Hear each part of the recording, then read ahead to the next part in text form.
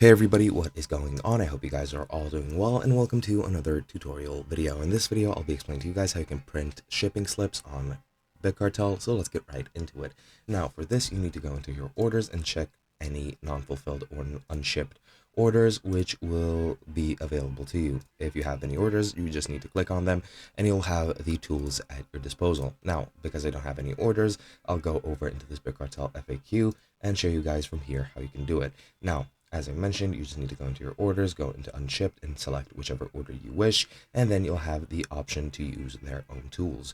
You'll be able to print a packaging slip, as I've mentioned, then you'll be able to edit the customer shipping details, add a private note, view the entire history and activity of the order, and mark the order as shipped when you're done with it. And that is pretty much it. Now, I'm not sure how this exactly works and what it looks like.